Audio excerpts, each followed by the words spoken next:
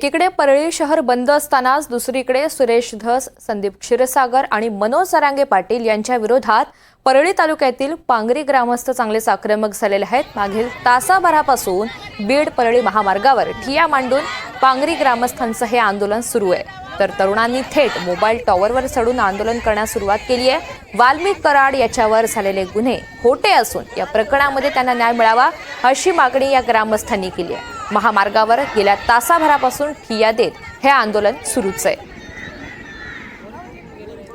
मोहसिन शेख आपल्याला या सगळ्या संदर्भात अधिकची माहिती देणार आहेत। मोहसिन, गेल्या तासाभरापासून हे ठिय्या आंदोलन सुरू आहे, सध्याची तिथली काय परिस्थिती आहे? वाहतुकीवर काही परिणाम झालेला आहे का? सध्याचं चित्र काय? नक्कीच तासाभरापासून आंदोलन चालू आहे। एकीकडे महिला रस्त्यावर बसल्या आहे, दुसरीकडे आपण बघितलं तर हे टावरवर हे तरुण जे आहे तर वरती आपल्याला दिसत आहेत 3 तरुण हे जे आहे तर टावरवर चढलेले आहे।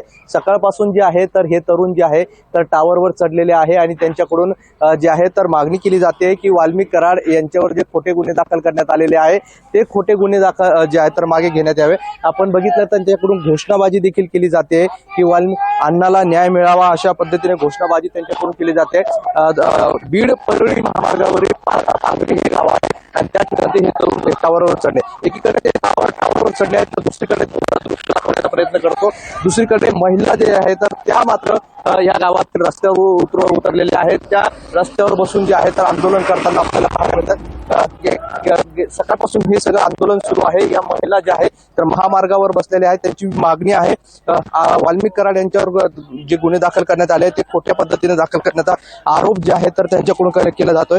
आपल्यासोबत काही महिला आहेत, त्यांच्याशी आपण बोलण्याचा प्रयत्न करूया, त्यांच्या काय मागण्या आहेत ते समजून घेण्याचा प्रयत्न करूया। काय मागण्या आहे तुमच्या? आमची मागणी एकच आहे की अण्णाला आमच्या सोडून द्यावा, मागे गुन्हे घ्यावेत, कारण की दस साहेबांना अण्णावर एवढा न्याय करूनही आमच्या अण्णाला सोडून द्यावा हीच आमची विनंती आहे। तुम्ही काल पण बीड पोलीस स्टेशन बाहेर आंदोलन केलं होतं, आज इथं पण? हो, काल पण केलं आम्ही काल संक्रांतचा सण सुद्धा केला नाही। आम्हाला आमच्या घरची सध्या परवा नव्हती। आम्ही अण्णाचं ते मोकं लागला म्हणून टीव्हीवर बघितलं आणि आम्ही धडक पोलीस स्टेशनला गेलात। आम्हाला कुणी चला म्हणलं नाही, काही नाही। टीव्हीवर बातमी बघितली आणि मी लगे परळीला गेले आणि तिथं आम्ही 8 वाजेपर्यंत आक्रोश मोर्चा केला। तिथं हे आंदोलन केलं।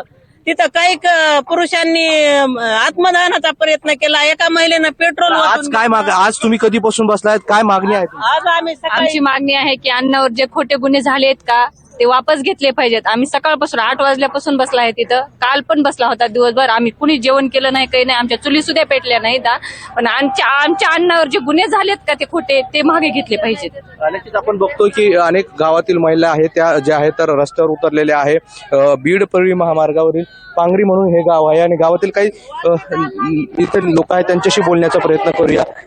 काय मागणी आहे आणि काय कशासाठी आंदोलन? मागणी अशी आहे की जो काल वाल्मिक अण्णावरती मोका आणि 302 च्या कलमाखाली यांना ताब्यात घेतलं त्याच्याविषयी जनक्षोभ आहे। जे काय आतापर्यंत होता जो काय आतापर्यंत तपास होता या तपासामध्ये देशमुख फॅमिली म्हणजे समाधान व्यक्त करत होते।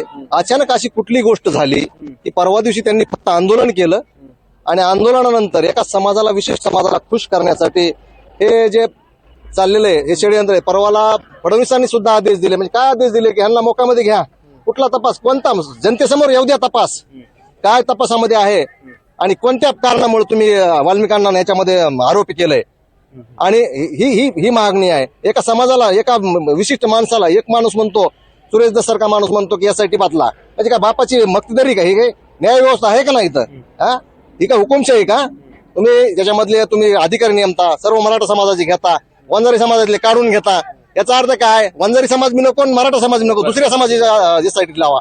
नक्कीच ही सगळी संताप आहे, राग व्यक्त केला जातोय।